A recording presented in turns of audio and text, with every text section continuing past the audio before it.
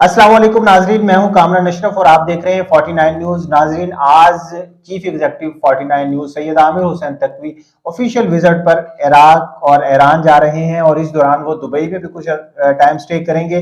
हमारे साथ इस वक्त मौजूद हैं, हम इनसे मजीद जानते हैं। अस्सलाम वालेकुम सर। जी वाले साहब सर, थैंक यू। सर, सबसे पहले तो हमें ये बताएं कि आप कब इरादा बना और ये सारा कुछ, यानी कि किस तरह से आपके जहन में ख्याल आया कि आपको जाना चाहिए और इस सफर की कहानी क्या है?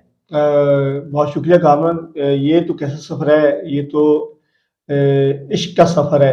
तो इसमें तमाम मुसलमानों की ये ख्वाहिश होती है कि भी अल्लाह ताला ये इस मुक़द्दस मकामात की जो ज़ियारत नसीब करे। मेरी भी बड़ी देर की आरज़ू थी और उनसे दुआ भी थी। तो बहरहाल अल्लाह ताला ने वो दुआ कबूल फरमाई और मैं इंशाल्लाह आज मेरी फ़्लाइट है सियालकोट से मैंने दुबई स्टे करना है। दुबई के बाद फिर बगदाद हमारा वहाँ पे फ़्लाइट है, वहाँ पे हमने उतरना है। उसके बाद फिर ज़ियारत का सिलसिला शुरू हो जाएगा। हमारा जो प्रोग्राम है, हमने बगदाद से सीधा करबला जाना है। वहाँ करबला स्टे करेंगे, उसके बाद जो मज़ाफ़ात में वहाँ जो हमारे मुक़द्दस मकामात हैं, तो वहाँ पे हम जाएँगे। उसके बाद जो नजफ़ अशरफ है, जहाँ पे मौला अली का रोज़ा है, वहाँ पे जाएँगे।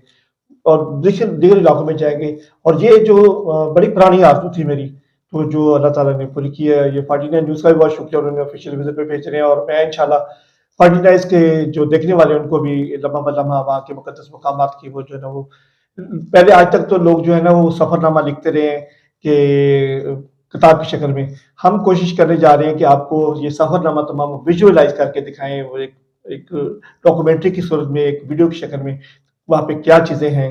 तो मैं ये मेरी बड़ी ये ख्वाहिश थी, आज अल्लाह ताला ने पूरी की। आपके साथ वहाँ पे टीम भी जा रही है या वहाँ से आप जो है वो अपनी टीम आउटसोर्स करेंगे ईरान और इराक से? वहाँ पे कोई हायरिंग करेंगे, यानी इस तरह से आपने कोई टीम वगैरह अरेंज की हुई है इस हवाले से? मैं ये थोड़ी-सी तौसीक़ करना चाहूँगा, ये जो हमारा विज़िट है, ये हम सिर्फ़ इराक जा रहे हैं, ईरान नहीं जा रहे। ईरान पहले मैं विज़िट कर आया हूँ, तो इराक में जा रहा हूँ। इराक में ये मेरी फैमिली मेंबर्स हैं, उसमें तकरीबन 10 लोग यहाँ से जा रहे हैं, पाकिस्तान से, और 7 लोग जो हैं वो यूके से आ रहे हैं, हमारी फैमिली के लोग हैं। तो हम 17 लोगों का एक हमारा एक काफ़िला है, तो हम ये मिल-जुल के ये सारी ज़ियारत करेंगे। हमने बाकायदा वहाँ पे जो गाइड जो है हमने वहीं का जो मुकामी है, वो उनको ही हमने हायर किया है, जो वहाँ के तमाम ज़ियारत हमें करवाएगा। आप ये बताएं कि आपका इससे पहले भी एक सफर ईरान हो चुका है और इससे फिर आपको यानी कि थोड़ा सा आइडिया भी हो जाता है कि इंटरनेशनल टूर्स में किस तरह से मैनेजमेंट करनी है, सारी चीजें। आप कितने एक्साइटेड हैं इन सारी चीजों को लेके और किस तरह आप विजुअलाइज करेंगे, कुछ इस हवाले से हमारे नाज़रीन को रहनुमाई करें। एक्साइटिंग की बात है कि मैं पिछले 1 हफ्ते से तो मैं बिल्कुल ही यानी कि सही से सो नहीं पा रहा, क्योंकि एक बहुत ज़्यादा इश्तियाक है देखने का, आपकी ज़िंदगी भर की ख़्वाहिश हो कि मुझे वो मौका मिले और वो मौका मुझे मिलने जा रहा है, तो मैं तो बड़ा एक्साइटेड हूँ। तो बाकी इंटरनेशनली वहाँ पे मेरा ईरान में जाने का विज़िट हुआ है, तो वो वहाँ के जो लोग हैं पाकिस्तानी को बहुत ज़्यादा पसंद करते हैं। हमारे ग्रीन पासपोर्ट की वो बहुत कदर करते हैं। मुझे याद है कि लास्ट टाइम मैं गया था, तो वहाँ पे एक उनकी जो चेक पोस्ट थी वहाँ पे, वो गैर मुल्की थे, वो नाम नहीं लेना चाहता, वो उनके मुल्क के थे, तो वहाँ पे उनको बड़ी सख्त जामे तलाशी हो रही थी। जब मेरा नंबर आया तो मेरा उन्होंने ग्रीन पासपोर्ट देखा है, उन्होंने कहा, "भई आप पाकिस्तानी हैं?" मैं कहा, "जी।" तो उन्होंने कहा, "पाकिस्तान मन ब्रदर, तो हमारे भाई हैं, ब्रो, आप जाएँ।" तो आप मेरी उन्होंने तलाशी नहीं ली, मेरे ग्रीन पासपोर्ट को उनको बड़ा रिस्पेक्ट की और मुझे उन्होंने बगैर किसी रुकावट के मुझे जो है ना वो उन्होंने कहा, "भई आप ठीक है, हम आपकी तलाशी नहीं लेंगे।" तो इसी तरह ही मैंने जो हमारे ज़ायरीन जाते रहते हैं, वहाँ पे भी यही हालात हैं कि भी वहाँ पे तमाम दुनिया की रिस्पेक्ट है, लेकिन वहाँ पे जाने वाले पाकिस्तानी को बड़ी रिस्पेक्ट की जा रही है। वो वहाँ पे ग्रीन पासपोर्ट को बड़ा रिस्पेक्ट करते हैं। वैसे भी वहाँ के जो लोग हैं, जैसे करबला के, मशहद के, दीगर जो शहरों के लोग हैं, वो बाहर से आने वाले ज़ायरीन को बहुत ज़्यादा प्यार देते हैं, उनकी बड़ी इज़्ज़त करते हैं, उनके लिए जो हो सके उनके लिए सहूलत कारी भी करते हैं।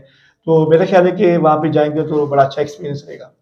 आप ये भी बताएं कि इस वक्त क्या, यानी कि जो यहाँ से आपकी जो फ्लाइट वाया दुबई है, वाया दुबई में आप कुछ टाइम स्टे करेंगे और उसके बाद आप वहाँ पे जाएंगे, तो आपके अभी कुछ क्या प्लानिंग्स हैं? आप सबसे पहले कहाँ पे जाएंगे और उसके बाद? हमारी सियालकोट से फ़्लाइट है, हम दुबई हमारे रुकना है, तो वहाँ से फिर हमारी सीधी फ़्लाइट बगदाद है। बगदाद से फिर हमने सीधा करबला जाना है। تو کربلا ہم اسٹے کریں گے، اور کربلا کے مسافات میں بہت سارے مقدس مقام ہیں، جیسے مسجد کوفہ ہے، قاسمین ہے، سامرا ہے، حلب ہے، یہ کافی ساری چیزیں ہیں وہاں پہ ہم اسٹے کر کے وہاں پہ ساری وزٹ کریں گے۔ اس کے بعد پھر ہم 15-16 رمضان کو ہم جو ہے نا نجف چلے جائیں گے، کیونکہ وہاں پہ نجف اشرف مولا علی کا روضہ ہے، اور وہاں پہ مسجد کوفہ ہے، بہت ساری چیزیں ہیں وہاں پہ دیکھنے کی، جو ہمیں وہاں پہ 4-5 روز کریں گے۔